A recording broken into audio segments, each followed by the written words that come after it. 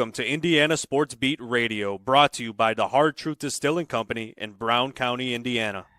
So for the thousands in attendance and the millions watching around the world, it's time! 3 on the way. Oh! It went in! It went in! And Indiana wins the ball game! Know your role and shut your mouth, you jabroni! Full game for the win! Ayla's gone! Goodbye, touchdown, Indy! Woo! IU! America!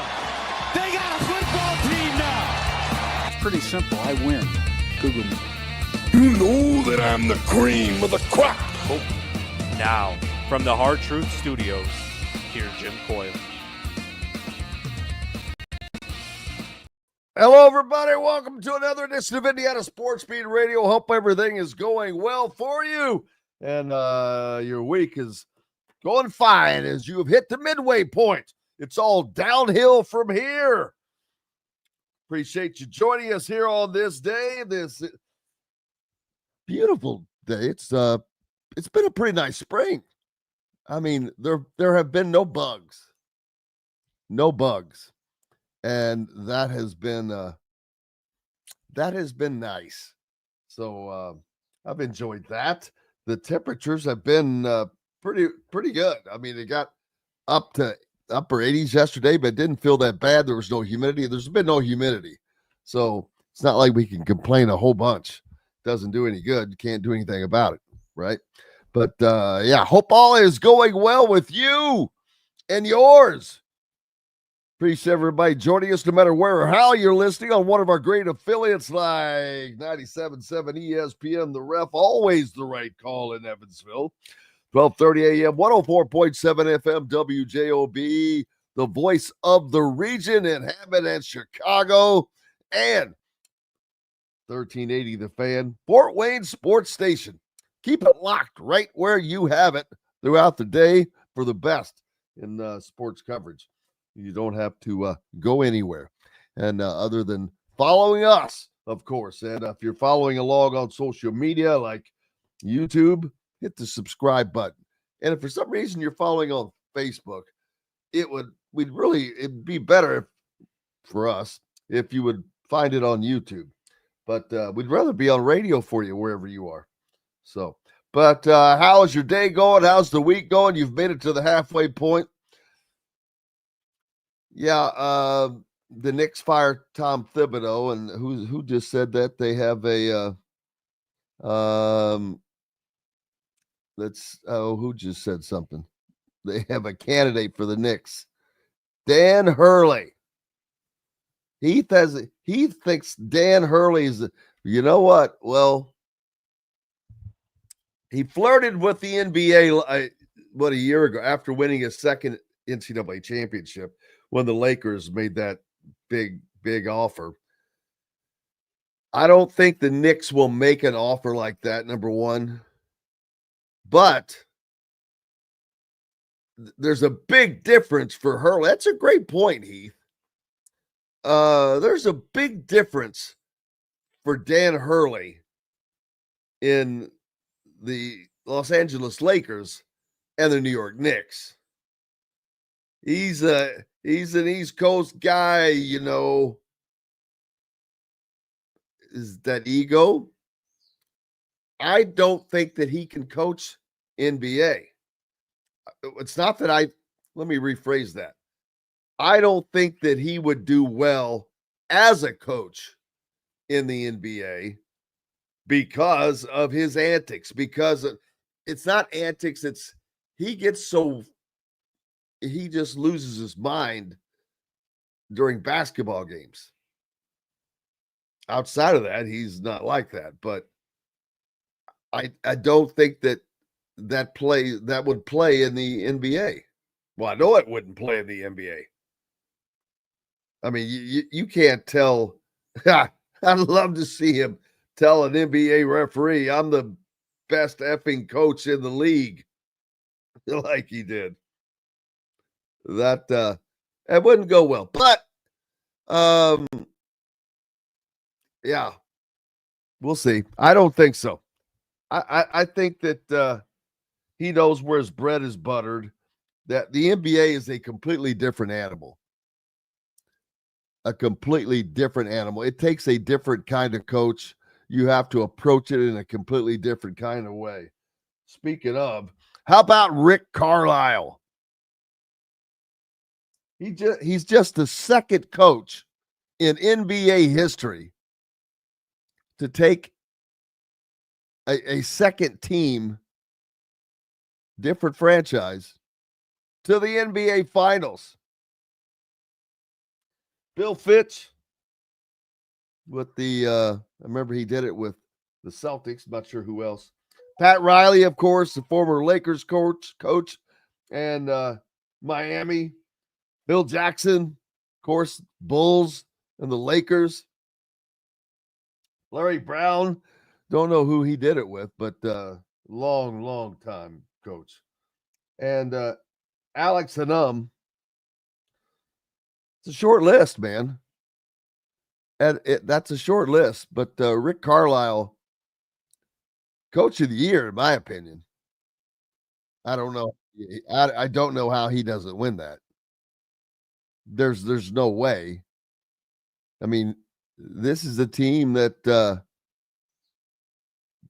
no one expected to make the finals except for either some Pacer fans or the Pacers themselves prior to the NBA tournament, NBA playoffs rather starting. And even during the entire run of the NBA playoffs, right up until now, no one has given the Pacers a chance to win a series. They were supposed to lose to Cleveland. I mean, the Milwaukee series, I think that they're expected to win.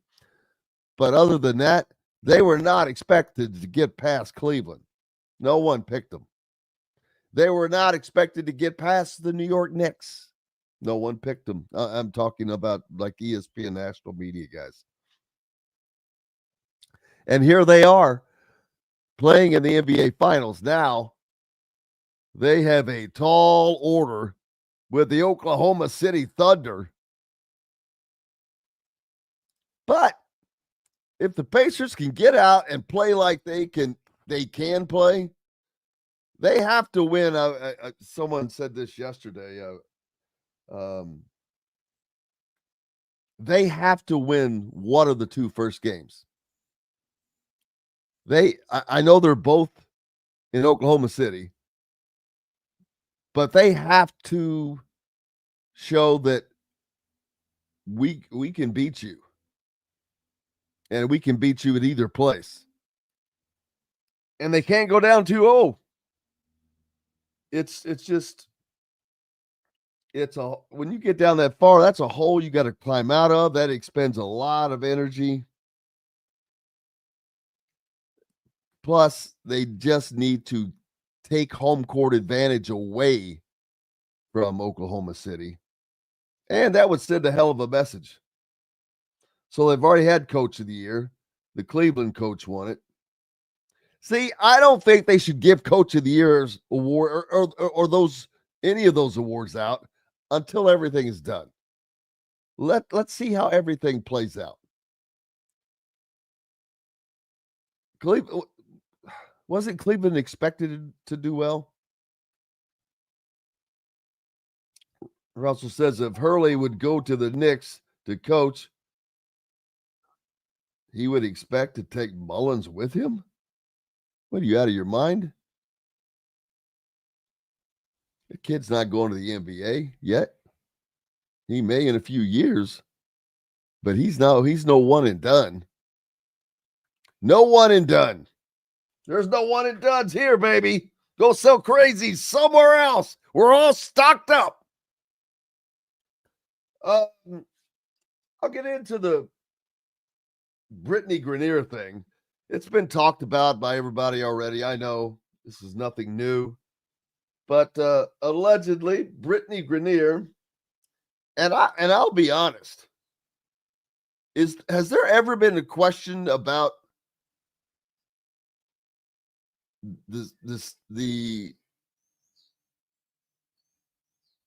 whether or not she's a male or a female, or had been a male? I've always thought that she looked like a man.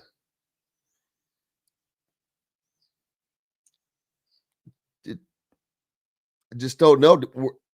Were there ever tests done on Brittany Grenier? I don't know that. Because she's been back before all this stuff started really coming to the forefront.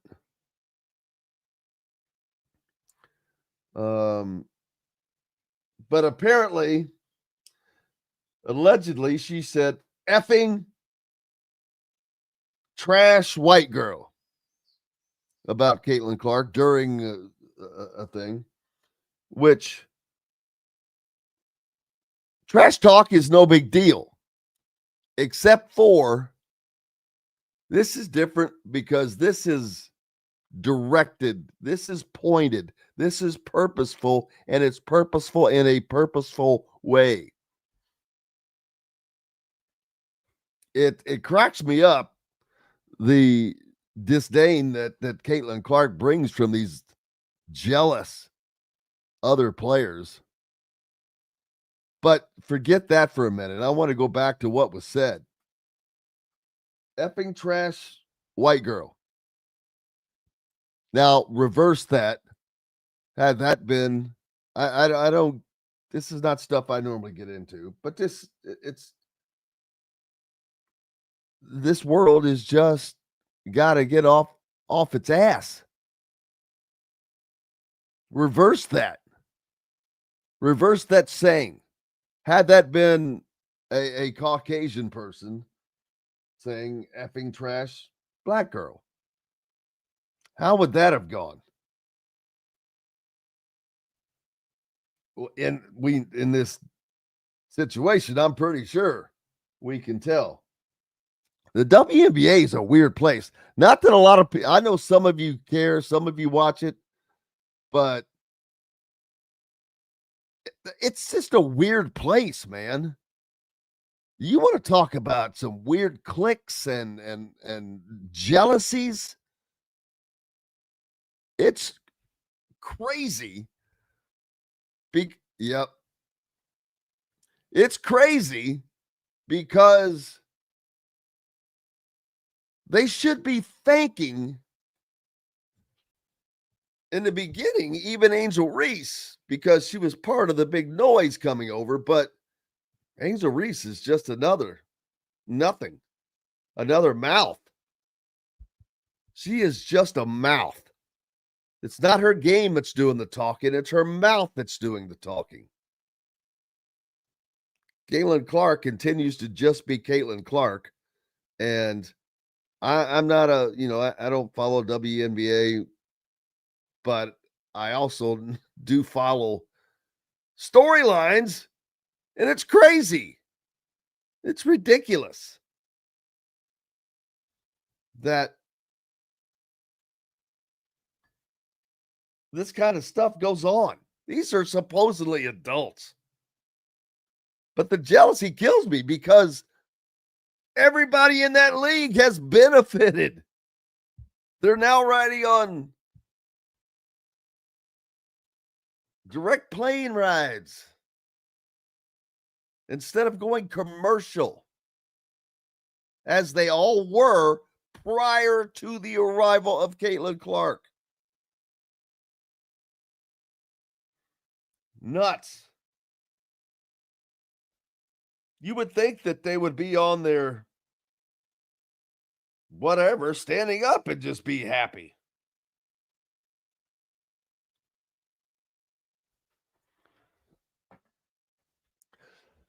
But they're not. But what are you going to do? What are you going to do? It's funny. The Knicks fire Tom Thibodeau after 5 seasons. Went to the playoffs all the time. Of course, just lost to the Pacers in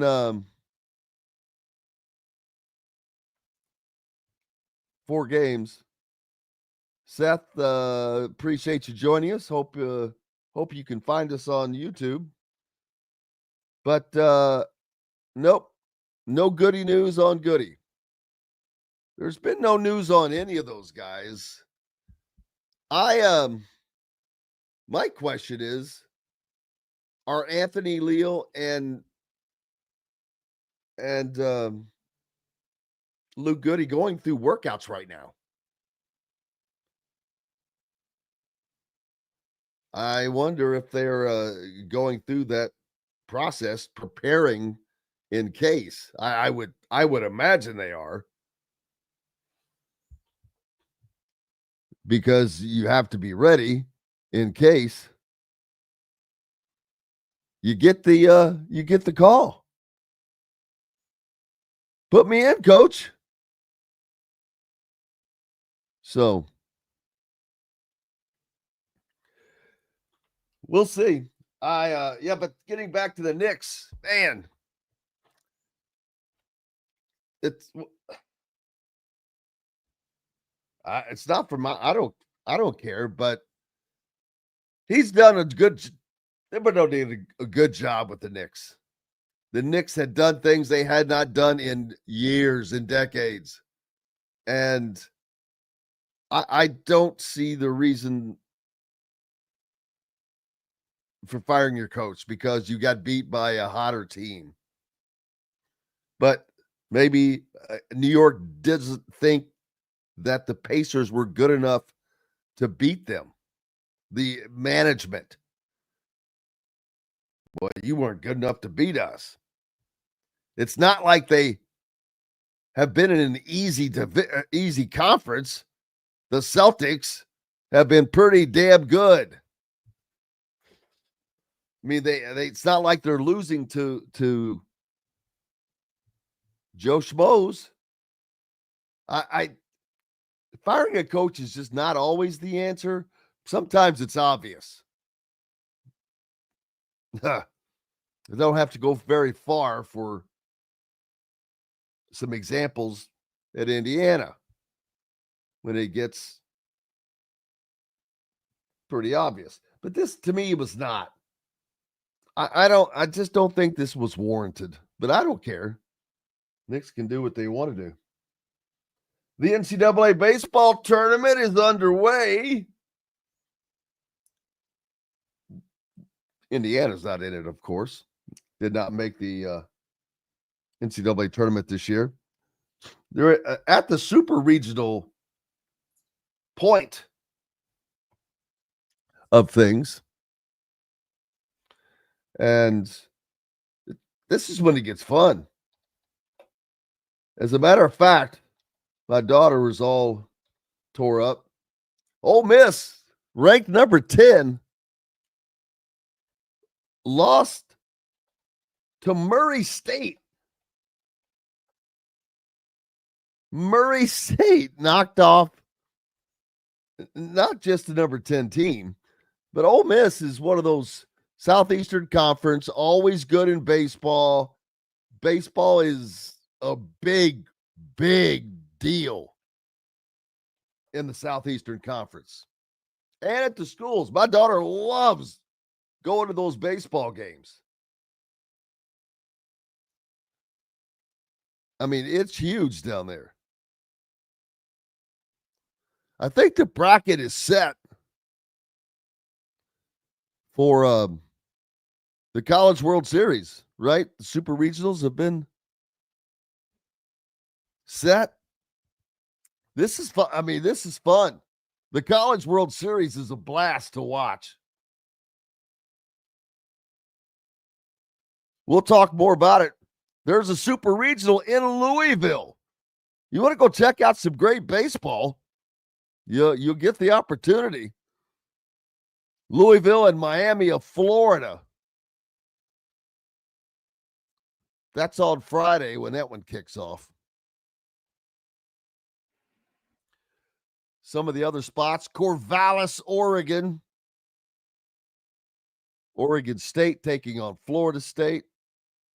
These are all just each super regional is just one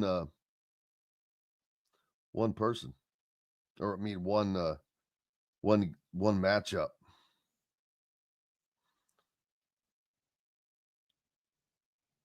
Chapel Hill, North Carolina, another spot as North Carolina taking on Arizona.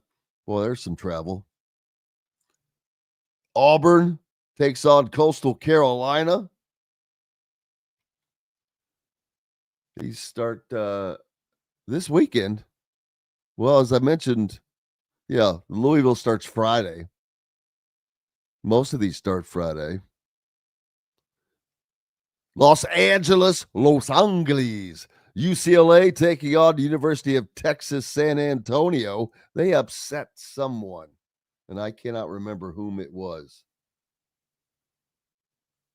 There's another. North Carolina gets 2 super regionals. There's one in Durham as well. Murray State. They did not expect to see that. Taking on Duke.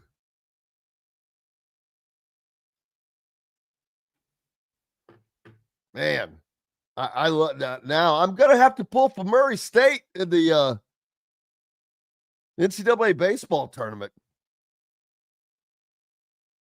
There is also one in Baton Rouge, LSU and West Virginia, and in Fayetteville, Arkansas, Tennessee. Boy, what a matchup that'll be.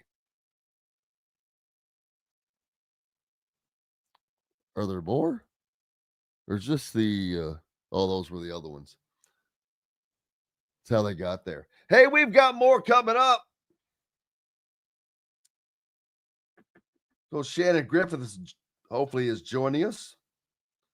Everybody seems to be on assignment today. I know that Rick Bozich, he is on assignment today, will be with us tomorrow as we'll talk about things. Also, Dylan Sinn was actually on assignment today, and I didn't realize it until late. So we've got that going for us. We've got more coming up from the Hard Truth Distilling Company studios.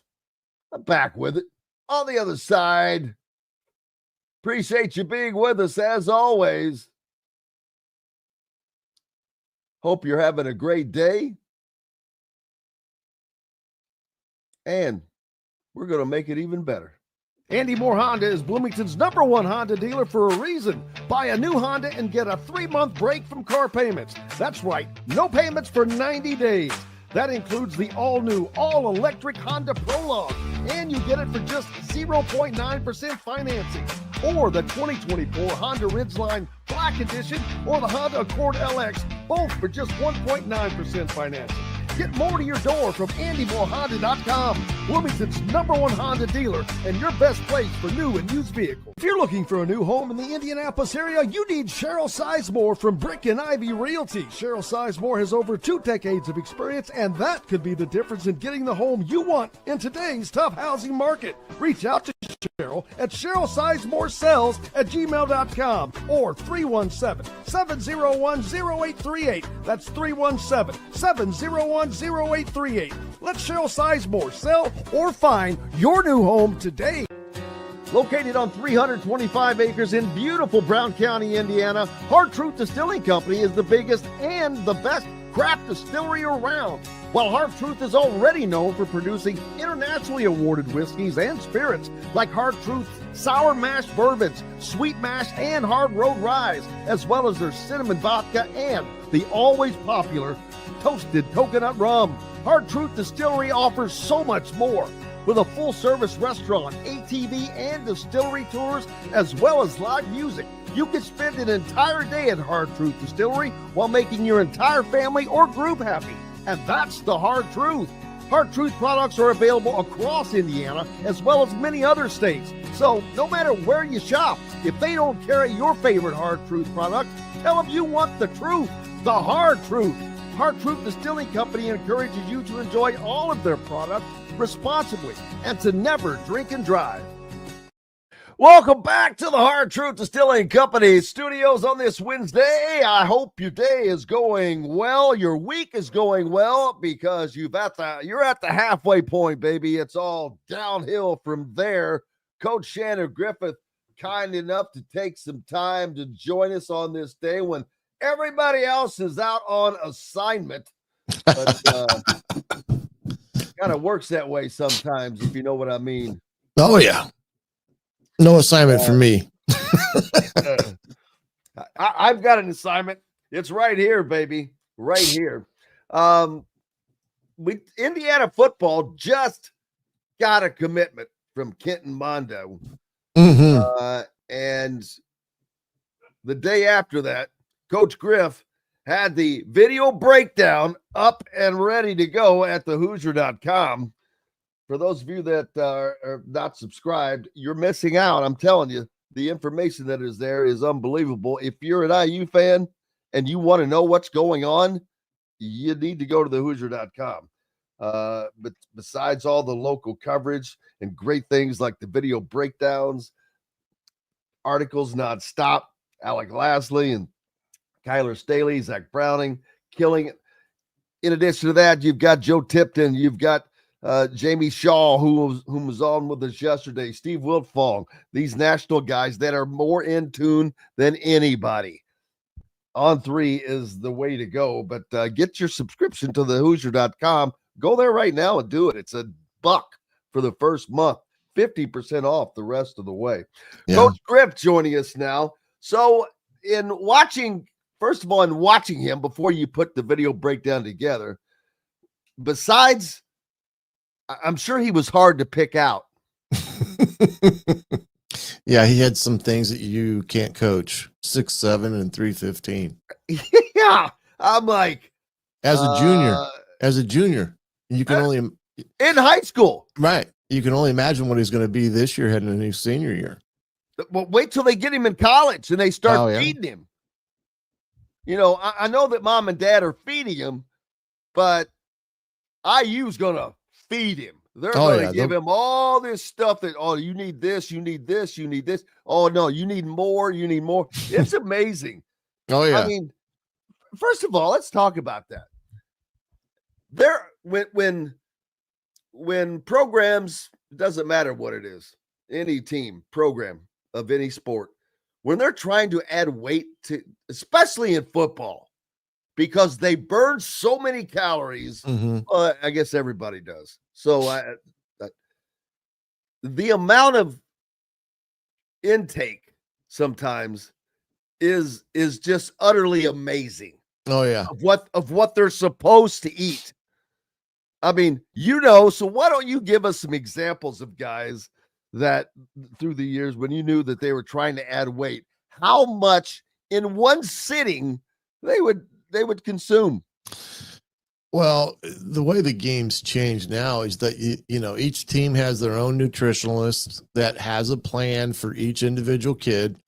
That is a very strict plan in terms of what they're to do eating wise. And it's not going to the local McDonald's and throwing down 2 Big Macs and a couple shakes. It's a well-balanced, thought out process that they're trying to educate them on what to eat and how to eat. And it does transform a lot of kids in terms of putting on good weight, not bad weight, good weight. And that's through the weight room, and everything they target in the nutritional aspects is caloric intake, water intake. They even have monitors that kids wear in today's game as it pertains to how much their body is breaking down through a workout, or what is crazy. It's literally crazy, all of the things that they're able to do. Yeah, and these are all things that are a part of the nutritional program, and they work hand in hand with the strength and conditioning coaches and the players, and they have their own formal plan that they are to adhere to, whether they're in the complex or outside the complex. And when you talk about feeding them, these kids, not only do they get 3 squares a day, they more likely get about 5 squares a day, because there's always a snack period introduced into their daily routine where they're coming in and picking up, a nutritional bar. They're picking up, a smoothie of some sort that's got, all the good stuff in it in terms of adding to their repertoire for the day. And it's all calculated and they adhere to it. And like I said, in today's game, it's more scientific in that regard. In my playing days, we didn't have, we had what we called a true athlete driven type of meals that we would go eat somewhere as an athlete, but it wasn't to the extent where we had a plan of attack in terms of what to eat and how much you can eat and things of that nature. So when you get a kid that's like 6'7", 315 pounds, and they want to put another 40 to 50 pounds on him in a good manner, it's going to take a lot of not only calories, but the right type of calories that they're adding to their plan in order for him to gain the weight through the muscle buildup. They're adding muscle. They're not adding, some people get mixed up and think, well, they're getting them fatter when they say they're going to put the college 30 on them, or the college 20 on them. No, it's building their muscle mass in order for them to perform at the highest level. And after a workout, when their muscles are breaking down, they have a recovery routine that they, throw something into their system to help that process and help their body heal in order for them to do the next day. It's pretty amazing. I don't know all the scientific data that surrounds it in terms of, what is the appropriate feeding routine for offensive lineman versus a wide receiver or a DB. But these nutritionalists that these schools have now are phenomenal, and they go a long way into how good a team can or can't be in terms of how well they work together with the strength and conditioning coaches, as well as the student athletes. And I would say the nutritionalist aspect of the game came in about 10 years ago, maybe 12 years ago, maybe even longer than that. When my son went there, I think he was like $170 wet, And Poor Jason said his team went to Hershey, Pennsylvania. His team took the candy out of the room and gave me salads and water. There you go. Man, but how can you do that in Hershey, Pennsylvania? Come on. Exactly. That's kind of Come torture. on. What are you doing? That should be an NIL type of deal where you get all the Hershey's that you want, in Jason that regard. Also, what said he went out to the football camp yesterday and saw some good players. I forgot that was going on, so I might just stroll out there today just to check it out. The weather's going to be nice. They're lucky, but this is not the dog days of August yet. No, I mean, I'll pull my what was Bundy's first name on Married with Children? Phil Bundy, right? No. Man, how can it's been a minute. Daggone it. Anyway, Will somebody come up with it? Oh, I know. They'll have it up there in 2 seconds. But he'd always talk about his high school football days. Ow! Look at them. They're so fast. Yeah. I'll do my Al Bundy. Back when I played, and we had to walk to practice uphill both ways. No, but the one thing that stands out to me more than anything during my entire football career was 2 weeks in August every year. Mm-hmm. Two-a-days that were just, it was brutal. We had been doing summer conditioning. We'd been running, but it was just, it wasn't as intense. But you get to two-a-days, you have to put the helmet on because you got to start getting used to the helmet, and your neck is going to hurt for the next 3 days because it's not used to that weight yet. And this is things that a lot of people that if you didn't play football, you don't understand. You're going through there. All right. So you start wearing the helmets, just helmet and shorts for the first few days, just so your head gets used to that, or your neck, because that little bit of weight it's crazy. It makes your neck hurt. But you got to get that so you can get that loosened up, helmets and shoulder pads. But then the running, it's the running. I don't care. The practices get increasingly more difficult and harder, but the running, it's hard from the start.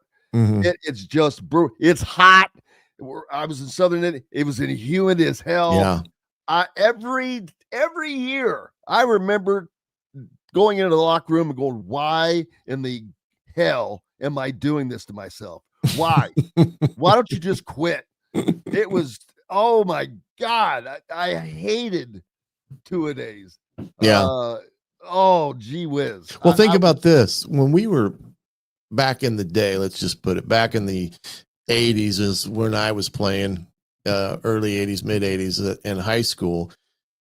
That was the time period where weightlifting became a big part of the off season. They used to have that Nautilus system that you would go around and do each of the different, segments of that Nautilus machine, that they moved it into more of a free weight type of scenario. Well, I was very fortunate. Ron Wiglub, God bless his, rest in peace. God bless his soul. Just a truly great guy, a great coach. He had come from New Albany and moved up my junior year, I think. It may have been my sophomore year, but anyway, they let him put him in charge of the running drills, and every day, after every two-a-day practice, especially, or even other practices. Oh, I had a dream last night. You knew as soon as he said that, it's like, oh hell, yeah. He's coming up with this different thing. The green and gold reminders. That's where you take off running, and everybody's laying down, and you have to run full speed through the line, without stepping on them, and then you get on the ground, and then the first guy in that line gets up off, and so on and so on, all the way up the sideline of the football field, all the way across the football field. Oh, wow. Back the football field, all the way back across again. Oh yeah. That was fun. Yo, I love it. I can't remember a lot of things in life, but you remember those days. I remember those days, and I will never forget them.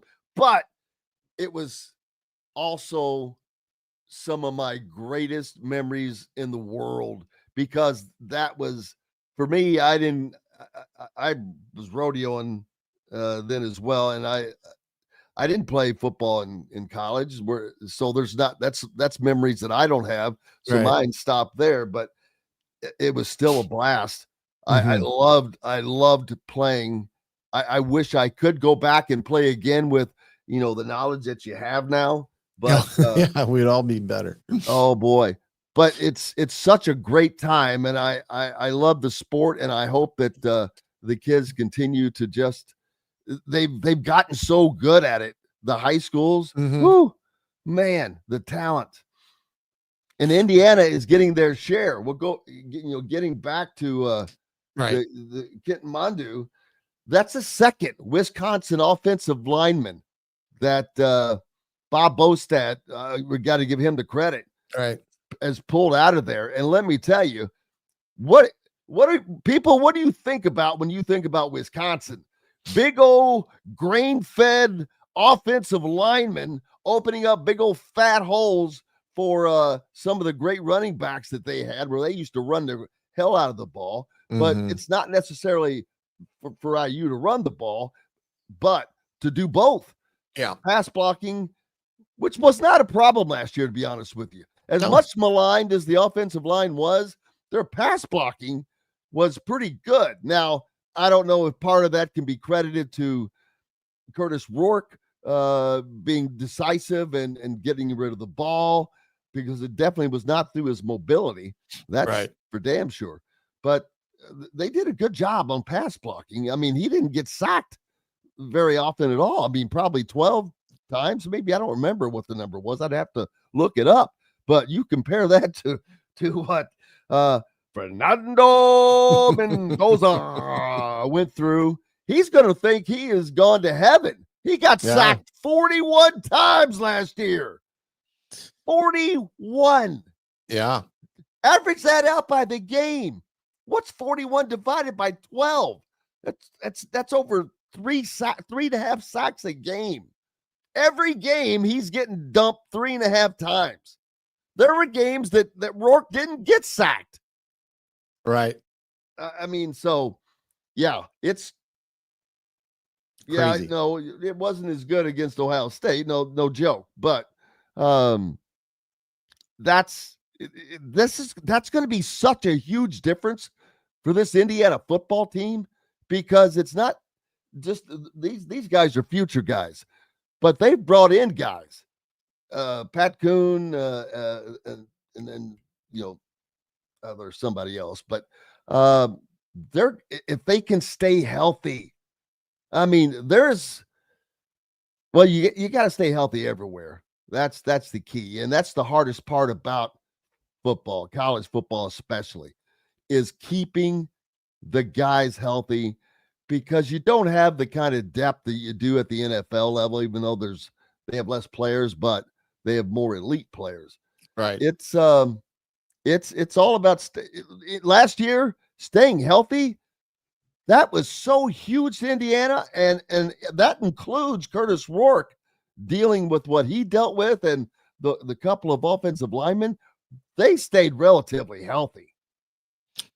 Yeah, they did a great job of maintaining their strength and conditioning throughout the year, which plays a huge part in that. And what they had done in the summer months plays a big part in that as well, because that's where you get into preventing injuries. This month of June and better part of July, and all the things they've done since the spring ball ended, has to do with them being able to prevent injuries. And that starts now with the conditioning and the running and the stretching and the eating aspect of this, the summer months and things of that nature, taking care of their bodies.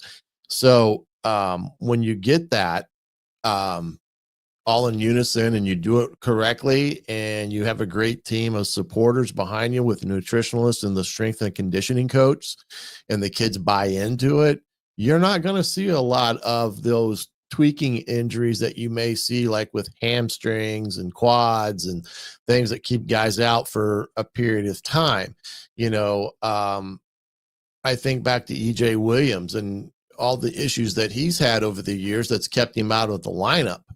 Has been those nagging type of injuries, which tells me, there's some things that he's really going to have to work on to get himself prepared to play at Indiana, where he can play consistently. It can't be a couple games and then 3 games because you got to tweak the hamstring. Those are the things that you prevent now with a program that's dedicated to all the things that you need to be dedicated to, in terms of eating properly and taking care of your body. Yeah, Russell says it is remarkable that nearly 2 months after surgery, Rourke was able to throw passes in front of teams at the combine. This is proof that he has the strength and toughness to play quarterback. Yeah. I don't think he needs to prove his toughness to anybody. He played on a freaking torn MCL or ACL, whatever it was, for we don't know for how long. That thumb thing still. Oh, that amazes me. It was gross. I remember the picture that you could see the thumbnail stuck in the side of that Nebraska player's helmet. You talk about cringeworthy. And then you could see his hand about a foot away from it. And then there was that close-up picture of the thumb. Think about that's on his throwing hand. That's like trying to throw a football without your thumb. It doesn't work. Yeah. And to be able to put that kind of enough pressure on it to throw those balls, I think that's part of the reason why you did not see Indiana go deep very often. I mean, they didn't really go deep a lot. Right. Yeah, that type of injury, I mean, it was amazing how quickly he was able to come back from it, let alone what he was able to do throwing the football. But that's the type of injury that it's amazing in today's game how quickly a doctor can address something like that and take care of it. It's same way with that high ankle sprain. Now they've got some type of procedure that they can do on a kid that will shorten that young man's recovery time. And it's those, amazing. Those are just brutal, man. But hey, we've got to take a quick break. Yeah. We've got Coach Shannon Griffith with us, and Kyle Neddenriep should be joining us a little later on. Back with more from the Hard Truth Distilling Company studios. Make sure you're getting out and visit Hard Truth in Nashville, Indiana, located on 325 acres of beautiful rolling Hoosier Hills. It's a great place, man. They've got live music at the amphitheater. You can take ATV tours, distillery tours, and the incredible lineup of products they have. Great restaurant, great place to eat inside or out right now. We're going to do some like watch parties there next year. So back with more from the Hard Truth Distilling Company studios. Know a team or group needing a fundraiser? Boost Fundraising raises more money faster and offers the most unique and user-friendly online fundraiser in the nation. Your team receives personalized fundraising pages for each team member. Free team-branded promo gifts shipped to each donor. Boost Fundraising does it all. Sports teams, marching bands, charity causes, and community groups. Go to boostfundraising.com and be sure to enter the promo code COYLE, that's COYLE, to receive a discounted fundraiser. Located on 325 acres in beautiful Brown County, Indiana, Hard Truth Distilling Company is the biggest and the best craft distillery around. While Hard Truth is already known for producing internationally awarded whiskeys and spirits like Hard Truth Sour Mash Bourbons, Sweet Mash, and Hard Road Ryes, as well as their cinnamon vodka and the always popular Toasted Coconut Rum. Hard Truth Distillery offers so much more. With a full-service restaurant, ATV, and distillery tours, as well as live music, you can spend an entire day at Hard Truth Distillery while making your entire family or group happy. And that's the Hard Truth. Hard Truth products are available across Indiana, as well as many other states. So no matter where you shop, if they don't carry your favorite Hard Truth product, tell them you want the truth, the Hard Truth. Hard Truth Distilling Company encourages you to enjoy all of their products responsibly and to never drink and drive. Welcome back to the Hard Truth Distilling Company studios on this Wednesday. Glad to have you along for the ride. Coach Shannon Griffith with us, and just talking some football right now. Greg Sankey, the SEC president, El Presidente, CEO, Commissioner, El Jefe. He is the Grand Poobah. He is all that, and mostly mouthpiece. Hey, Greg Sankey does his job. He's aggravating because all he does is just bang the SEC drum that, oh, well, we need more. It's about us. It's about us. And it gets very tiring because it seems to be a very one-way street from them. But one of the things that had been talked about, we've got the change of the seeding issue taken care of. It's going to be a straight seed now, whereas had that been the case last year, Indiana would have hosted Boise State, I think, and Yeah, been a home game. and they would have been a favorite, which they probably would have won that game. And not sure who they would have played next. It could have been someone that they had a better matchup with. Regardless, they most likely they would have had a home game. Most likely would have got a college football playoff win, which would have been huge, but didn't happen. Now the seeding is going to be that way. It's going to be a straight seed. It doesn't matter if you win a conference championship. If your seed is 8, you're going to be seeded 8. All right. But there was talk of reseeding after the first round, mainly in case I think of upsets. Yeah. But Greg Sankey says that's not on the Dan Patrick show, said that's not going to happen. And I'm fine with that. I don't know that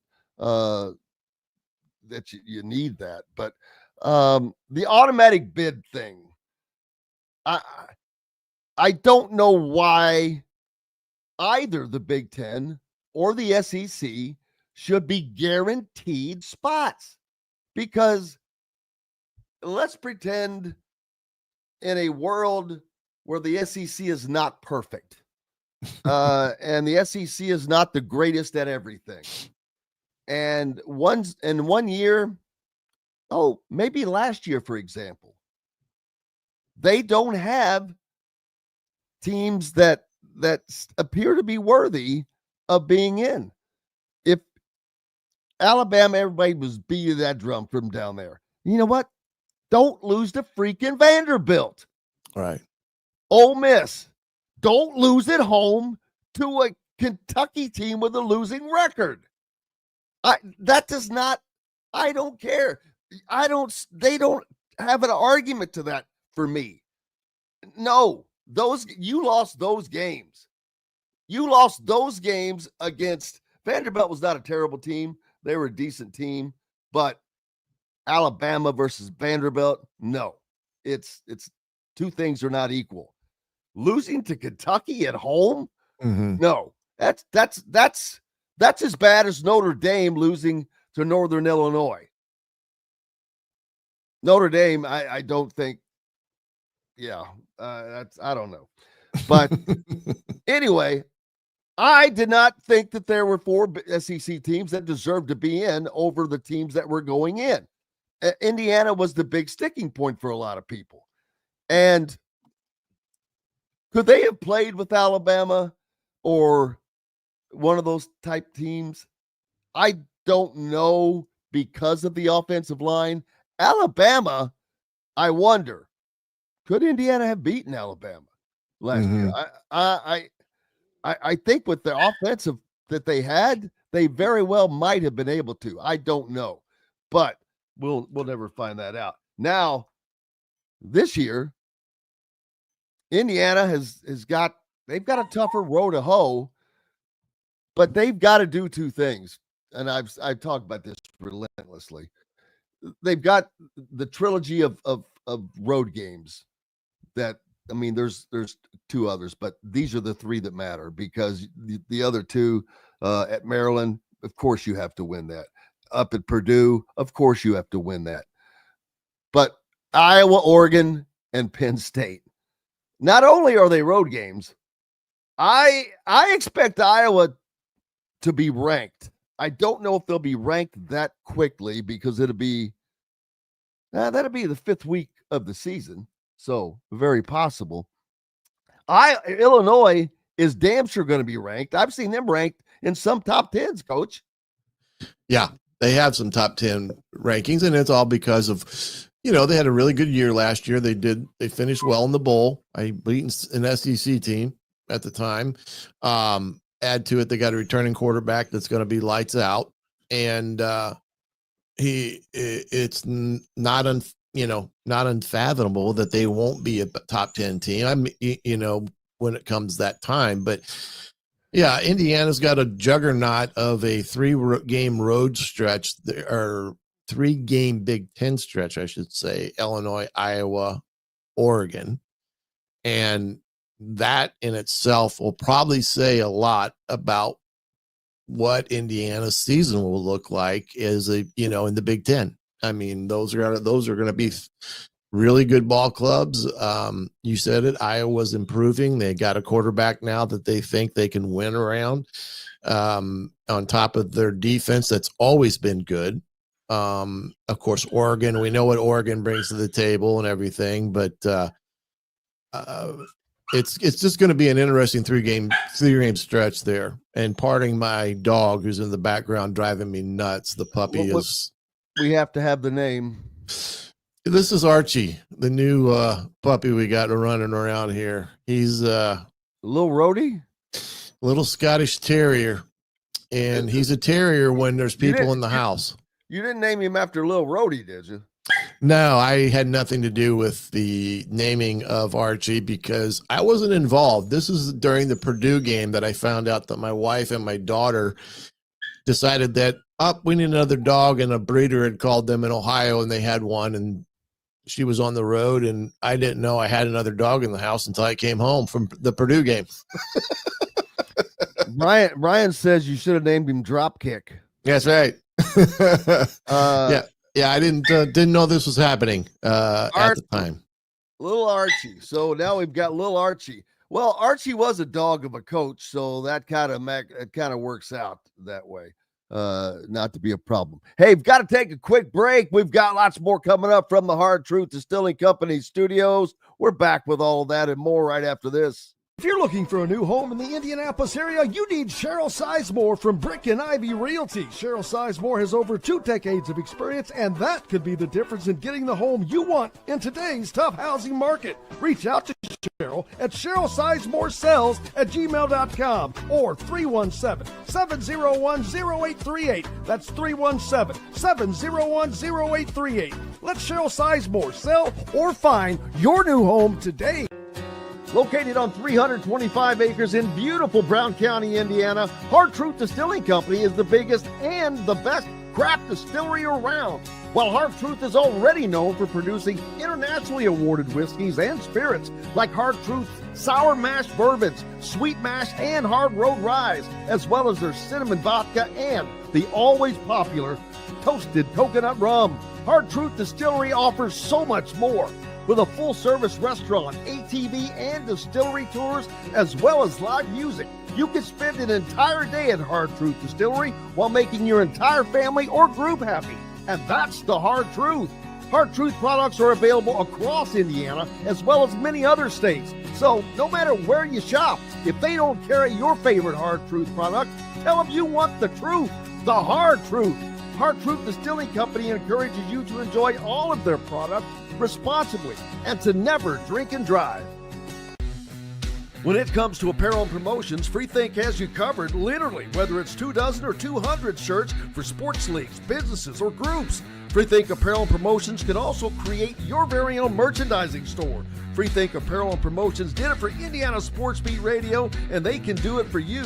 Whether it's screen printing, embroidery, digital printing, promotional products, vehicle wraps, or anything else under the promotional line. See what Freethink Apparel and Promotions can do for you at freethinkapparel.com. Welcome back to the Hard Truth Distilling Company studios on this beautiful Wednesday. I hope it's beautiful where you are. It has to be. You're able to hear us, so you're alive and well. But Coach Shannon Griffith's joining us here on the dais. Appreciate that, and lots going on as the All-Star Week is upon us. The Kentucky-Indiana All-Stars this weekend, Friday and Saturday, Indiana and Kentucky. It's going to be a tough road to hoe for Indiana. Kentucky has Malachi Moreno, the big man in the middle. Indiana's without some key players, and Trent Sisley, who played with Malachi in the AAU circuit. Braylon Mullins will be there for Indiana, who also played with Malachi on that same team. But this may be Indiana has just had their way with this series. They went like 10 years double dipping, winning both games. And it's like a 2.5-1 lead in games one. It's not even close. So get out and see some good, see some of these guys play. I tell you, for Purdue fans, they've got to be happy their guy, I can't think of his name right now, daggone it, one of the best players in the state of Indiana, is heading to Purdue, but he's been playing lights out as well. So, but the SEC and the Big Ten are kind of controlling college football now, Coach. Yeah, again, and I think Sig made this comment to a degree at the Huber's Winery event about there's got to be some guardrails and some stipulations for these coaches and players to understand what is the NIL situation and what is the college football playoff situation. What is that? Going to a seeded tournament, totally agree with that. I think we'll be at 16 teams after this season as they are 16 teams needed, though. This is that number is to appease the SEC, Greg Sankey, so they can have their damn 4 guaranteed spots. Yeah. Well, where this is going off the rails, as you can see it now, first and foremost, the NCAA basically said, when the House settlement is done, we are no longer enforcing the rules for P4 schools. That will be up to you and having a commission or however you're going to do it.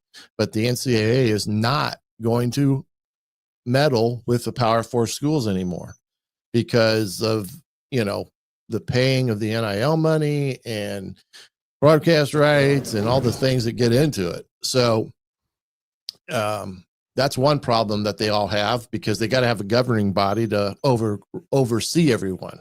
And Greg Stanky's not the one. as he's become that Greg Stinky. Yeah, he's become that official mouthpiece for the college football SEC playoffs, in that regard. And you're right, they're still pissed off that Indiana got in because they think they had a horrible schedule. And I don't know necessarily if 16 is a number. I guess it's one of those things that the more the merrier in terms of possible payouts and things of that nature. But I'm afraid that the bowl scenario and everything that's associated with it is going to collapse from under all this. That's right. I didn't think about that's additional bowl games that will go away because, they don't necessarily have to go away, but you're not going to have the quality of teams in them. That's 4 more teams. Well, that's 2 bowls, basically. That's 2 more bowls that will be impacted unless somehow they're able to factor them into the second round. But I'm not sure how that they'll manage that. Like right now, they have factored in the Rose Bowl, the Orange Bowl, the Sugar Bowl, the Cotton Bowl, right? All those they all factor in to this, which is fine. Yeah, but the bowl games weren't that. Actually, that's a little better because now you're going to have guys that are more than likely going to stay on their team, instead of opting out for these bowl games that were meaningless. And so now we'll have better football to watch, to be honest with you. If you stop and think about it, it's going to create better football, though. Yeah. And again, this is one of the sticking points when it comes to these kids getting NIL money and contractually what that means. And I'm sure they're going to put a stop to kids being able to opt out of games without some type of penalty in terms of payment back of certain amount of money, because you can't just have a open-ended situation where kids are telling you what they're going to do when you're paying them money. So again, it goes back to the structure of everything from A to Z, from enforcement to what is the cap and all this, and then as it pertains to the college football playoffs, the same thing.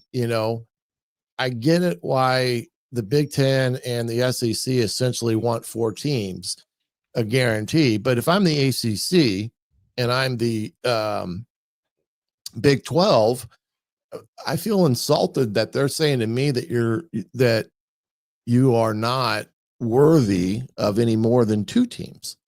I just think that's not the message that you need to be sending to those institutions and conferences, because all that's going to do is make those guys poachable to get them into the bigger conferences of the SEC or the Big Ten. I mean, that's kind of the situation they'll set up with that. But it's going to be all interesting, because we're going to have another year of a clouded picture hanging over one's head as it pertains to the college football playoffs and how that all ekes out for everyone. Now, if I'm Indiana and the Big Ten wants to get the 4 teams in the college football playoffs, that's better for Indiana. It's better for Illinois. It's better for a team like Iowa. You know, those teams that are maybe not Ohio State at this point in time, or Michigan, or however you want to look at it, but they are that 3rd, 4th best teams in the Big Ten. And like Sig said at Huber's, the playoffs, there's always going to be that team that's not going to be happy that they didn't get in. You know, it doesn't matter whether you have 8 teams in it, 12 teams in it, 16 teams in it. Those teams that don't get in it, that feel like they need to be in it, are going to be mad. There's always going to be someone upset. I mean, look at the NCAA tournament last year, basketball. Those teams that were at the end, Indiana included, Wisconsin probably deserved to be in that last spot in, but and deserve is maybe not the right word. I'm not sure any of them deserved to be in, but of that group, West Virginia was, clearly above. North Carolina was buried. Yeah. Again, I don't get me started on Bubba Cunningham. I mean, that was an absolute joke, a travesty, something I did not think would happen, that could happen without it being called out. I mean, it was brought up, but I mean, this dude I'd like to know if he got the bonus. He had a bonus in his contract if they made the NCAA tournament. That just gets me fired up every time.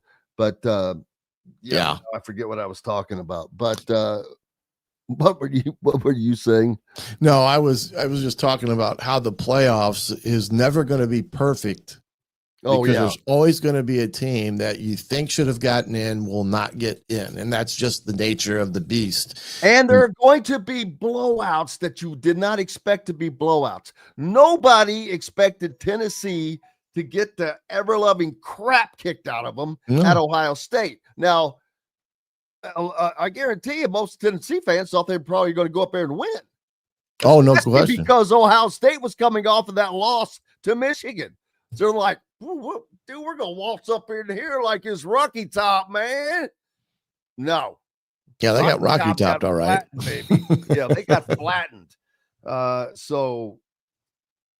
yeah, that's the thing. It doesn't happen the way it looks on paper all the time. And that is the great thing about sports. But that's also the aggravating thing, because of all the crap that Indiana took. They played Ohio State better than Tennessee did. And I promise you want to compare offensive lines between Tennessee and Indiana? Give me a break. Yeah, I thought Tennessee was a team that, when some of the projections were coming out, that Indiana could have played them in the first round, which I thought would have been a great matchup and a great scenario for Indiana. God, Indiana should have beaten Tennessee a few years ago in the daggone it, what was the bowl down in Jacksonville?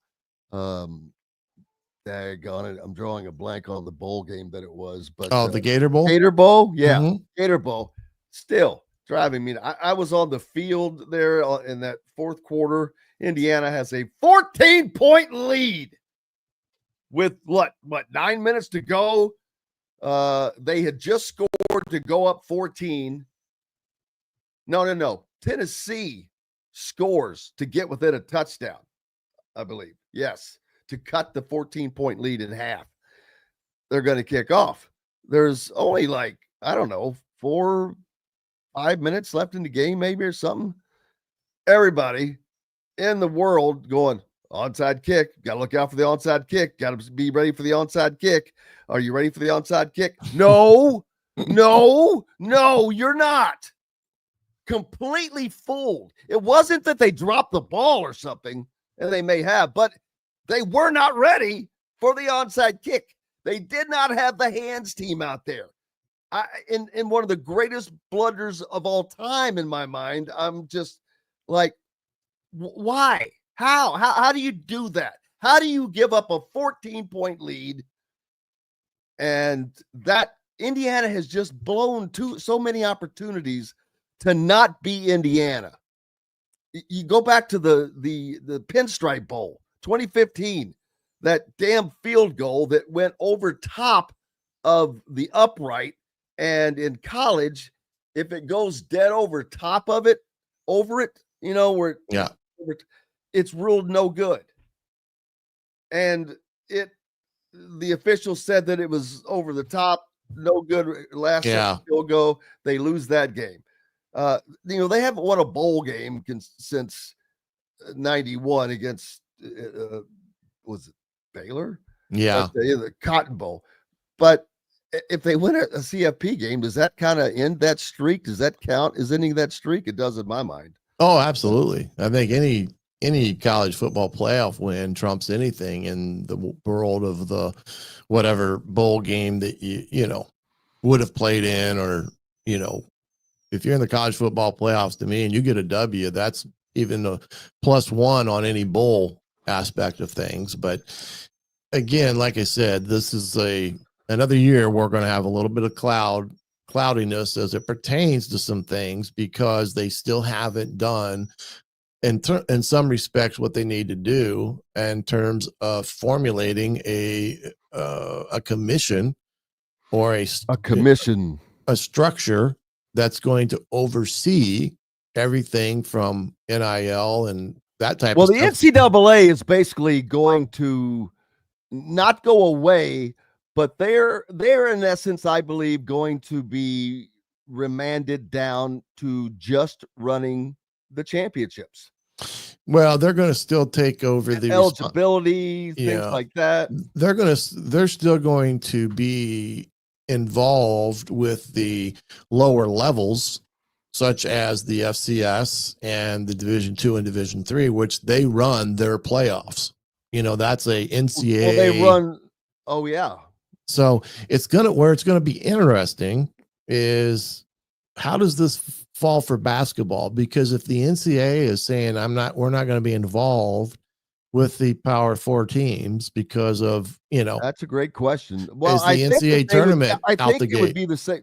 No, the NCAA tournament the NCAA would still run that. I mean, that's something they do very well, that they've done for so long. I think that would remain, because the NCAA in essence is made up of the schools. Right. It's just like it's basically a subsidiary. It's weird. It's a subsidiary of a group of independent entities. If that makes sense. But no, they will, because running those championships is a year-round deal, preparing and all that good stuff. But our 5 Left says that little Archie is gonna pull a Jim Everett on me one day. Call me Little Rhodey again. You know what's going to happen? He's going to wind up like Jim Rome did, on his ass, baby. Yeah. That would be funny. Russell says, talking about Luke Ertles outscored Mullins and knocked his team out of the sectionals. Oh, that's right.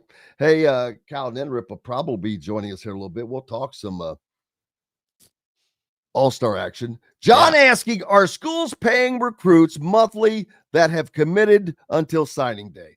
Yes. And upwards of $20,000 a month. Well, and while that is, if I would love to be a junior, I'm like, I'll commit right now. Yeah, I'll commit right now.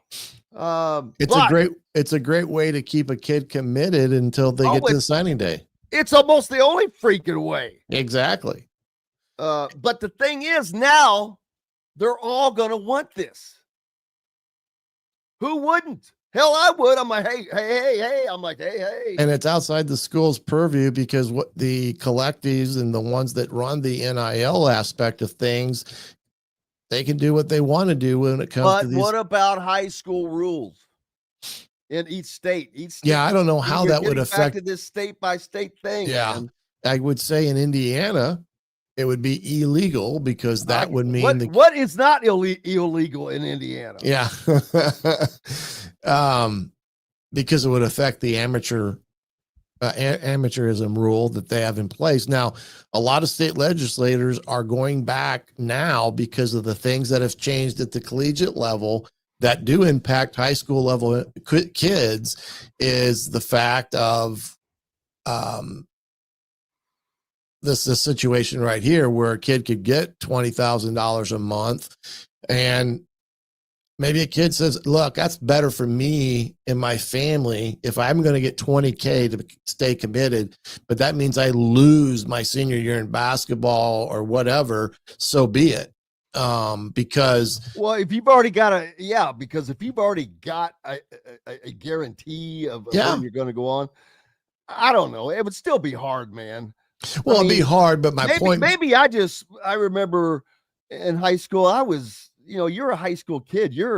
This is it. You're committed. You, man, this is your team. This is you. But that's what I mean by these state legislators are going to have to go back and whether it's the state, whether it's the IHSAA, have to go in and look at their rules when it pertains to these kids that are going to go to the Power 4 schools, and there's money being involved. They're going to have to reevaluate it because, like, I think there was the kids last year that were in states where this was perfectly legal.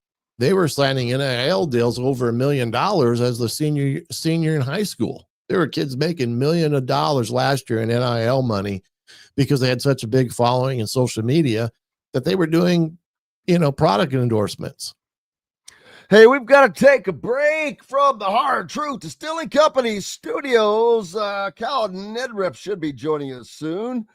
Back with more from the Hard Truth Distilling Company studios right after this. Don't forget, man, if you're looking for a home in the Indianapolis area, Cheryl Sizemore, I'm telling you, she goes the extra mile. She gives you personal service. She makes life so much easier when you're trying to go through all of that. And I know the paperwork of signing when you buy a new home. Yeah. You probably don't remember because it's been a while for you. There had to have been 100 different pieces of paper. The stack was like this thick. Yeah, it's not fun. Yeah. We're back with Kyle Neddenriep on the other side. The ISC Sports Network is your home for sports content across the Hoosier State. Find us live on TV and streaming or archived on our website and our app.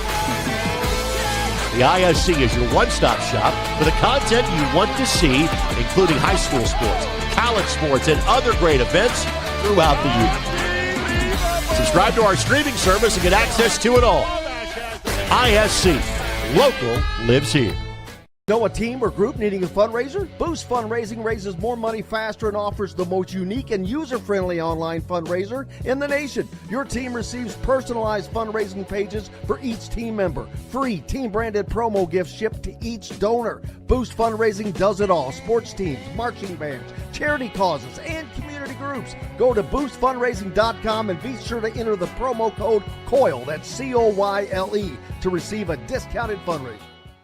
If you're looking for a new home in the Indianapolis area, you need Cheryl Sizemore from Brick and Ivy Realty. Cheryl Sizemore has over 2 decades of experience, and that could be the difference in getting the home you want in today's tough housing market. Reach out to Cheryl at CherylSizemore@gmail.com or 317-701-0838. That's 317-701-0838. Let Cheryl Sizemore sell or find your new home today. When it comes to apparel and promotions, Freethink has you covered, literally, whether it's 24 or 200 shirts for sports leagues, businesses, or groups. Freethink Apparel and Promotions can also create your very own merchandising store. Freethink Apparel and Promotions did it for Indiana Sports Beat Radio, and they can do it for you. Whether it's screen printing, embroidery, digital printing, promotional products, vehicle wraps, or anything else under the promotional line. See what Freethink Apparel and Promotions can do for you at freethinkapparel.com. Welcome back to the Hard Truth Distilling Company studios, joined now by Kyle Neddenriep from the Indy Star, and it is a busy week. Speaking of stars, it is All-Star Week for Indiana and Kentucky on the basketball side of things. We've already had the Futures game, right, go down, and the Juniors game has happened to Charlestown, I think. Yeah, the Juniors played on Sunday at Charlestown, and which, by the way, fantastic venue. That's an awesome gym they've got down there. But, yeah, the Futures game played on Monday at Fishers High School. So, yeah. Did they play the Kentucky counterparts? Who was their opponent? The Juniors on Sunday played Kentucky. Tonight they'll play the Seniors. So, tonight. What they do against Kentucky? They won easily. It was – Kentucky got it down, I think, to it ended up being 119-108, but it was, they led by like 35 or so pretty late in the second half. Luke Ertl had 36, 13, and 9, so he had a huge day. We were talking about Luke Ertl a minute ago. Man, he is kind of he's on the rise. Of course, it's perfect timing as he's heading to Purdue, but this is going to be another player that is going to be looked at that Indiana just completely ignored. And Purdue said, oh, absolutely. We'd love to have you. And that's going to end with Darren DeVries. I'm already certain of that. But, boy, this is yet another time where they just completely dropped the ball. Yeah. So Matt Painter's kind of made I think it was last year about this time when Purdue started, having a higher level of interest in Ertl. And then, I think it was right around the Charlie Hughes, which would be about 3 weeks from now. He was, Painter was watching him closer and eventually offered him. And I can't remember the exact timing on the offer, but shortly after the Charlie Hughes, and then he committed, probably in the next month or so. But, he's Painter does a great job of kind of getting in early and, finding these guys maybe before others do at the high major level, and, very strategic, obviously. And, the timing of it where they'll need another point guard after Braden Smith, graduates, and, Ertl kind of fits right in there to come in next. I'm not saying he's going to be Braden Smith, but certainly has a lot of, not even necessarily, I don't even think their games are that similar. I think their mentality is similar, though. And I obviously both great at creating for others and, being able to score themselves too. But yeah, he, kind of a similar deal. I mean, Braden didn't have a ton of, didn't have a ton of offers from the high major teams at that time when he committed. He was starting to get. Did he have one from Indiana? I can't. Let's see. Imagine that. You know why? Todd Leary was on this show last Friday, and which I already knew this, but he talked about how he went to Lil Rhodey, and you probably don't know, Lil Rhodey is my nickname for Archie Miller. He went to Lil Rhodey and told him, "Hey man, I can get you Braden Smith. I can hand deliver him to you." He was friends with I think the family, and he was like, that kid can't play in the Big Ten. He'll never play in the Big Ten. Yeah. Kind of the stories you read now on Smith, it's sort of I think the legend has grown of him not having any offers. That's not really true. I mean, he's starting to get a lot more high major interest anyway, if not offers. But yeah, I mean, it was, the timing of it was really smart by Purdue, and I think IU would have gotten involved, but they were just late to the game, unfortunately for them. And he'd already kind of decided he was going to Purdue. Yeah, this is what I found very interesting because I think Indiana has had multiple coaches that have kind of get left holding the bag on a kid in Indiana that all of a sudden they're surprised that that's gone to, let's say, just Purdue. I know in football, I mean, that's a big point that Coach Signetti said is winning breeds the opportunity for them to get on some big name kids right here in Indiana and keep them at home. But in basketball, you would think that those type of kids wouldn't escape Indiana's. Why? I mean, have you got any insight as to why some coaches that have been the head coach at Indiana have lost out on some of these type of kids? Lack of intelligence. Well, I think it's also smart recruiting by, who knows, Braden Smith goes to IU. I don't know how, things work out. I think he would have been good there, obviously, too. But I think he would not have been as good probably had he come to IU, unfortunately, because he would have been under Archie Miller, who would have still gotten fired because he didn't know what he was doing. Then he would have played for Mike Woodson, who had no idea how to incorporate the 3-point shot into his offense.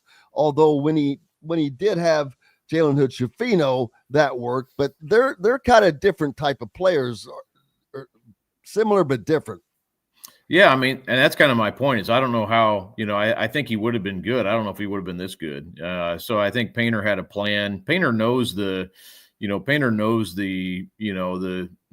think he does a great job of sort of identifying what works for them and then like really going in on players. And I think Ertl's the same way. I don't know if he goes to IU, if he's, if that's the greatest fit in the world, who knows? It might be now, but not at that time. So I don't know. I mean, I think, recruiting is a weird thing sometimes where, you find kids who maybe perfectly fit. You find kids who maybe don't fit and they end up now you at least try to go somewhere else. But yeah, I mean, there's, obviously the Braylon Mullins, you're missing out on him. I mean, you could go back down the list of guys that they've missed out on. My God. Haven't really made sense, No, it's made zero sense. There's a column for you. I know actually it's probably more a column for Zach, but you could literally do a column just on the players IU has ignored in the last decade or longer, and that coincides with their staying, below the radar. They have just not had any sustained level of success. Well, their recruiting is also sucked, to be honest with you. They ignore guys. They don't get the right guys. But there's been coaching problems as well. Meanwhile, Matt Painter has a system in place. Who's recruiting guys to that system very successfully. And those players are all buying in. I mean, they have still been, to me, the least affected by the transfer portal. They barely lost guys, maybe a total of 4 since the portal started, and he's brought in only a couple of guys via the portal. So he's the last of a dying breed. I don't think that can continue to work after his cycle of guys that he has now, because I think this thing will continue to become what it's going to become, Kyle. Yeah, I think, it'll be interesting. They did lose, they've lost, Miles Colvin obviously left this year. They've lost a few, maybe more here just recently, that are, but I don't know. I mean, they're still by far and away, like you said, they are not as reliant on the portal or losing players to the portal like other schools do at this point anyway. And he's even said like, hey, maybe the way we do it doesn't work in the future, and we'll have to adjust to that and make some different, go about things differently than we do now. So I think he's open to that idea, but I think they're really banking on, hey, we're going to trust our recruiting. We're going to bank on continuity. And, that's been successful for Purdue. I don't think anybody could argue with that fact. And I think, honestly, with IU, they're going to go more that direction in the future too. And, but they also have a lot of money, and they can go get guys in the portal also. So I think and I think Purdue will do that, supplement and they are doing that with some transfers as well. So, it's just sort of being able to mesh the two. And I think, banking on, high school kids alone is probably not the right thing. Banking on transfers alone is probably not the right thing. So there's got to be some, in this current world, it's just you have to kind of be able to do both. Yeah, and now with Darren DeVries in place at Indiana, I agree with you. He is going to hit the state hard because he also has Drew Adams. Drew Adams, Bloomington South grad, his dad, Mark, very entrenched in the grassroots basketball system.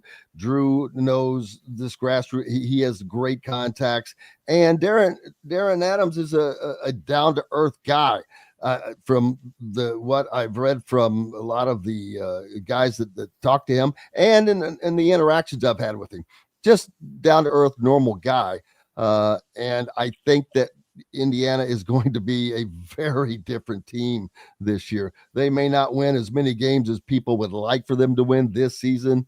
And I'm not saying they're not going to win, but they're going to work hard. They're going to shoot the ball. They're going to move the ball. They're going to play defense. It's going to be fun to watch, at least as it builds up. But they are going to start hitting the state, and Indiana will still be a draw once people see that, okay, there is something there worth going to now. Yeah, for sure. And I think IU, it never has not been a draw. I think it's just been, sort of just been like, the personnel who's there at the time maybe makes it, not, or just something has been off at times. But the IU name is always going to be important to, high school kids in the state. I think you said the word normal. I think that's the key word, is just, it seems like DeVries is just, the return to normalcy, and just, being a guy who's really, he's learned under McDermott, who's been at Creighton forever. I mean, that's the type of guy I think you're getting in. And he's not I know some people have, mostly West Virginia people have kind of complained that he's, obviously bounced there quickly, but he's a guy who kind of has stayed in one place. He stayed at Drake for a long time. He's at Creighton forever. So he's not a guy who's bounced around a lot. And easily could have. Exactly. So I think he's a guy who's going to be here for a long time, assuming things go like I think they can for him. So, yeah, I mean, I think this is the type of coach. I remember telling Zach Osterman, this would be the number one guy on my list when they were going through him. So I think this is a great hire, and I think he's going to do really well recruiting. I think he's just going to get to work, which is what that job takes. Yeah, and I love the staff they have put together. Kenny Johnson, of course, familiar to IU fans, has been here before with Tom Crean staff, and then to Louisville. But and I mentioned Drew Adams, Nick Norton, not that well known because he came up with him from West Virginia. But Rod Clark from Tennessee was a great get. So he has really added guys that all have specific abilities for recruiting. And that is going to be key, because it's obvious to me recruiting is going to be an important thing for this I don't want to say administration, for this staff, for this program. Now they're out hitting it hard, Kyle. We've seen them out making offers to some of the top players in the country. So they are going to make recruiting a part of what they're doing. It's not going to be living out of the transfer portal. No, and I think that's, and also Mike Bargan, who was at Bradley for a while, quite a while, and coaching the JUCO ranks, and I think he's going to be probably more of a bench helper and assistant as well. But yeah, really good group of coaches, impressive staff, and I think the high schools, and it's not only even just about Indiana, but getting out and kind of being a presence, especially in the Midwest, and and then targeting some areas where you feel like you can get guys, wherever those coaches, are comfortable getting, going out and getting people and making relationships. So, yeah, I think it's exciting. I think it's going to be, I think they're going to, not saying they're going to build it just like Purdue, but I think it's going to be more similar to what we see from Purdue, which I think I think it's appealing to fans just because there's more continuity. There's more chance to kind of know the personnel. If I'm a fan of a team, I want to, just more enticing to kind of course, you want to win. If you win with all transfers and win the national championship, then so be it. But if you, from a standpoint of just following a team, I think it's a lot more fun to have a group that you can kind of get to know year over year. I think that's sometimes where we're missing out in college sports now. It's just if you're a regular fan, it's hard because there's so much turnover now. But like I said, if you're winning, then who cares? Yeah, is Mark Adams still part of Indiana Elite or Indiana basketball? Yeah, he is. So, and that's the 3SSB outlet for Indiana, and just not just that though. Through all those tournaments, that's going to be. I think that's going to be huge for Indiana because Drew Adams has done a good job on his own, but just those connections. That's something that Indiana just didn't have before. And it's even when Mike Woodson, it's not that he wasn't known, but he didn't have the relationships with the coaches. He didn't make an effort to do so. And it's that you can't do that. You have to talk. You have to sit down in the coach's office. You have to go to, I'll just say Floyd Central High School or Jeffersonville High School and sit down and talk to Sharon Wilkerson about Trey or whomever. You have to, these coaches have their players' best interest at heart. The coach that's coming in to recruit them has to show that same thing.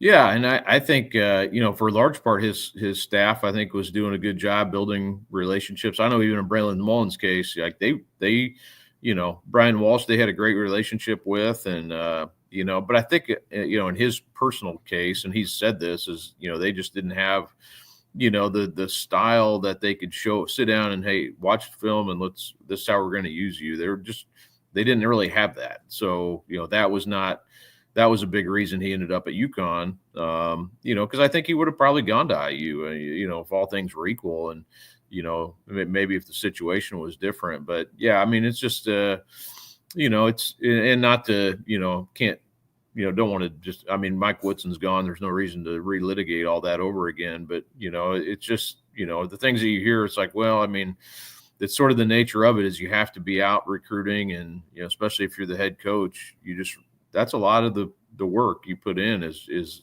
building those relationships. Your staff does it too, but if you're the head man, it's super important. So, that's just the way it is anymore. So we've got the All-Star games coming up. We talked about that at the top of this segment, and Indiana, they're going to have a tough road to hoe with this Kentucky team, man. Indiana has dominated this series for a couple of decades, but Malachi Moreno, who played for Indiana Elite, no doubt, with Trent Sisley and Braylon Mullins, he is an impact player, and I don't know, does Indiana have anybody that can compare with him? Yeah, I mean, they do have some pretty good size. They've got, Trey Singleton, obviously. He's not as, obviously not as tall as Moreno, but they do have some guys across the front, and it's a really good team. The 2025 class has always been pretty strong. So you've got a good mix of size, not necessarily someone who plays just like him, but you do have pretty good size on this team. Kellen Pickett from Fort Wayne Blackhawks on this team. You've got Brady Kaler from Cathedral, who's 6'9", going to Notre Dame. So.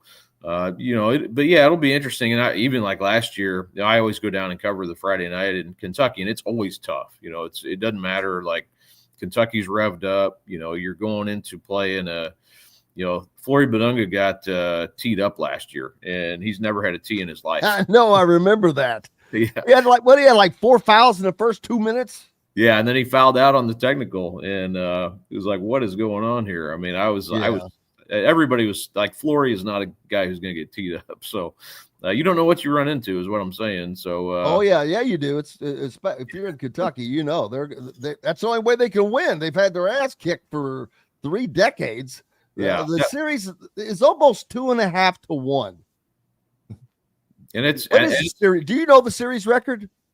I had it here. I don't have it right next to me, but yeah, it's a beautiful thing to look at if you're an Indiana resident. Yeah, it's very lopsided. The girls is more even, I would say, over the years. The boys has really been, and like I said, they normally go down there to Kentucky and it's tough, and then they normally come back here and win easier. But yeah, last year was one of the more egregious things I've seen in this. Like Flory just, it was not, and especially an all-star game. Like, what are we doing here? But yeah, we'll see. I mean, I think Moreno it'll be fun to watch, just from a standpoint, if you're a fan, just going to watch how they handle him and how the Indiana team gets its points. And, this team's really balanced, even without Harrelson and Sisley. It's a good group of players and a better overall team than last year.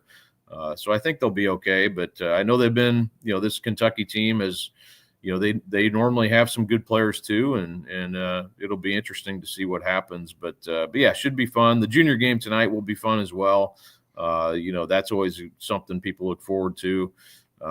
So it's a good week of basketball, and it will continue to be hopefully into the distant future. That's at Fishers High School tonight, right? No, it's at Greenfield actually. The Futures game was at Fishers. Oh, Greenfield. So you get to go home to Braylon Mullins. Yeah, they're banking on a pretty good gate, I would say. Yeah, Greenfield isn't that east of Indianapolis a little bit? Yeah, it's out on 70, sort of that direction. Yeah, pretty close. Yeah, out in the middle of a cornfield, like Floyd Central used to be. Right. I love it. What's up next for you, brother? I know that this is your you covering all of this. Yeah, this is kind of my week. Normally, it's weird. The high school schedule is pushed. What would it be? Pushed back a week. So like the track state finals are this weekend. So I was going to do that, but now with All Stars, I'm doing that, and we've got our interns doing the track meet. So diving into a track meet as an intern won't be easy, but we'll help him the best we can. But yeah, there's a lot going on. There's still a lot of high school stuff, the IHSA stuff still to go. But yeah, my week's pretty much with the All Stars. Yeah, I'd say pretty busy. And you can get out and see them tonight up at Greenfield High School. Braylon Mullins and crew will be taking on what do they take? Oh, the junior senior game. So how much do the juniors have a shot in this? Because they're pretty good, aren't they? They are pretty good. Watched them on Sunday, like I said, and it was largely Ertl, but you got guys that carry on Berry from Avon, just got a Butler offer not long ago.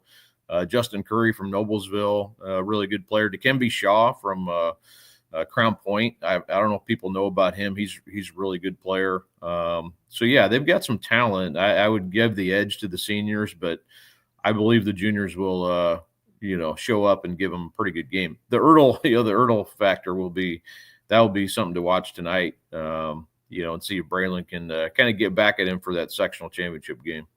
Yeah, and maybe they can team up and knock off Braylon's former teammate, Malachi Moreno, and the Kentucky team on this weekend. Kyle Neddenriep from the Indy Star. Make sure you're a subscriber. Keep local papers alive, and you are following Kyle to keep up with all of that great content. Kyle, I appreciate you, my friend. No problem. Have a good day, guys. You bet as well. Hey, we've got more coming up from the Hard Truth Distilling Company studios. Back with all of that and more right after these messages. Andy Moore Honda is Bloomington's #1 Honda dealer for a reason. Buy a new Honda and get a 3-month break from car payments. That's right, no payments for 90 days. That includes the all-new, all-electric Honda Prologue, and you get it for just 0.9% financing, or the 2024 Honda Ridgeline Black Edition, or the Honda Accord LX, both for just 1.9% financing. Get more to your door from AndyMooreHonda.com, Bloomington's #1 Honda dealer and your best place for new and used vehicles. If you're looking for a new home in the Indianapolis area, you need Cheryl Sizemore from Brick and Ivy Realty. Cheryl Sizemore has over 2 decades of experience, and that could be the difference in getting the home you want in today's tough housing market. Reach out to Cheryl at CherylSizeMoreSells@gmail.com or 317-701-0838. That's 317-701-0838. Let Cheryl Sizemore sell or find your new home today.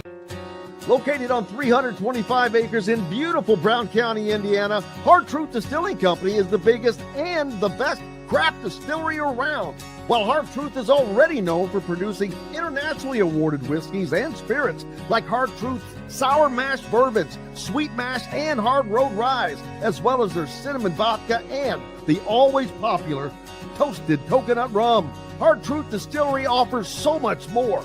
With a full-service restaurant, ATV, and distillery tours, as well as live music, you can spend an entire day at Hard Truth Distillery while making your entire family or group happy.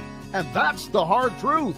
Hard Truth products are available across Indiana, as well as many other states. So no matter where you shop, if they don't carry your favorite Hard Truth product, tell them you want the truth, the Hard Truth. Hard Truth Distilling Company encourages you to enjoy all of their products responsibly and to never drink and drive. Welcome back to the Hard Truth Distilling Company studios on this Wednesday. You've made it to the halfway point. It's all downhill from here, baby. And just go, you should be sliding into Hard Truth Distillery there in Nashville, Indiana. What a great facility. Have you been down there, Coach? I know you live up in Fort Wayne, but have you been down to Hard Truth yet? I have not. I've passed it once before. My God. But that was a long time ago. Yeah, I need to make a nice little pit stop detour to go by there and pick up a little libations to bring back to the fort. Oh, absolutely. I'm trying to think. I'd love to do a watch party there, like for football, but for like an away game. But Maryland might be the only game I don't go to.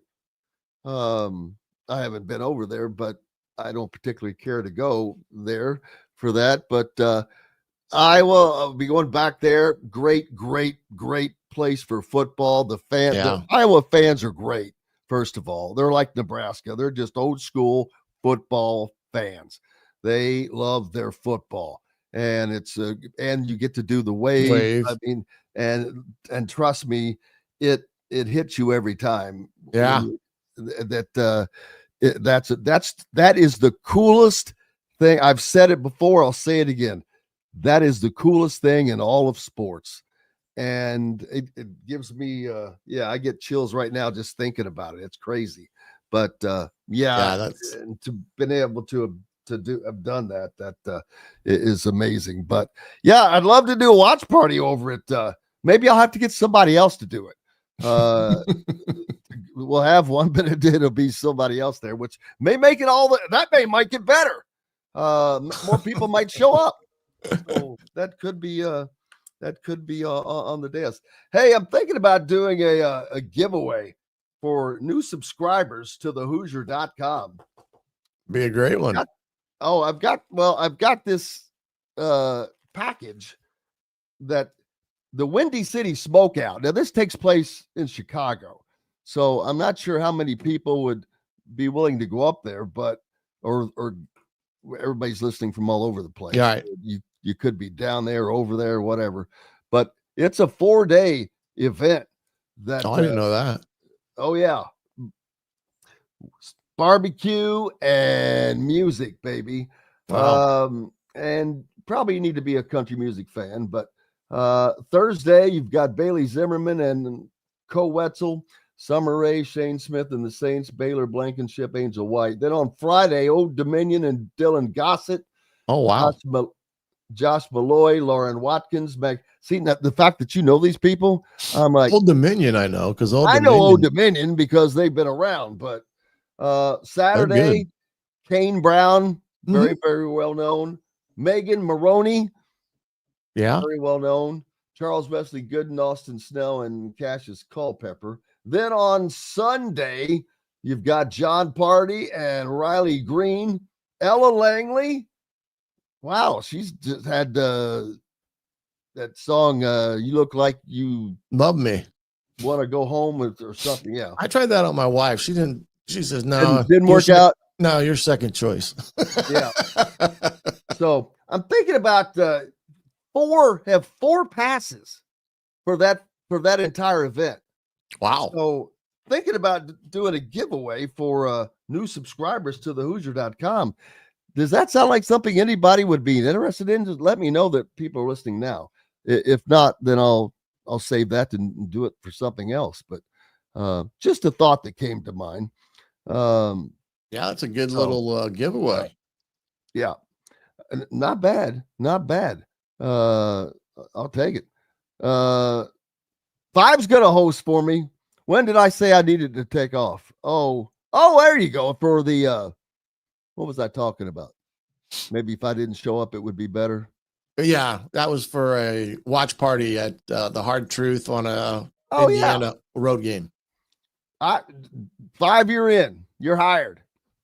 You're the man. We'll plan on it. You let me know.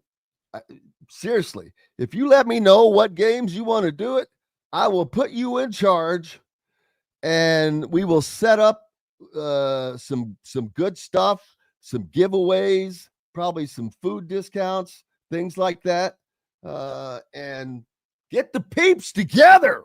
That would be some fun, man. And I'll make sure there's some merch to give away. We'll make it fun. Sounds like a good time. Sounds like a good time, because there are 1, 2, 3, 4, 5 away games. The Iowa, Oregon, Maryland, Penn State, and Purdue game. The Purdue game's on a Friday night. Yeah, that one caught me off guard a little bit, but I think it's TV reasons. Of course it is. Because that next day is probably filled with great games, and no one expects Indiana and Purdue to be a great game again. I mean, I know that Purdue is going to be better than they were last year, but Jason, you can be the co-chairman. Jason and 5, you guys are it. I love that. That would be great. Jason's a big time Indiana football fan. He's probably the biggest football fan on our chat board. And you could join the chat board too, if even if you're listening on radio. Well, that would be difficult, but the chat board is on the YouTube side of things. So for those of you that are able to watch through Facebook, it would be great if you switched over to YouTube. But yeah, Jason and 5 Lefts, you are hired to do this. Well, that's going to wrap it up for us today, Coach. I get to see you again tomorrow, man. Yeah, well, we'll get a little bit more on the newest commit and the video that we got of him, and I'm telling you, he's going to be a dandy of a player for Indiana. Absolutely. Looking forward to it. Appreciate everybody. We're back tomorrow to do it again. Until then, I am Jim Coyle. I will see you on the radio. Thanks for listening to Indiana Sports Beat Radio. Be sure to subscribe to our YouTube page for more clips and team coverage of Indiana basketball, football, and more. You can also find full episodes and tons of other content on thehoosier.com. We'll see you next time for another edition of Indiana Sports Beat Radio.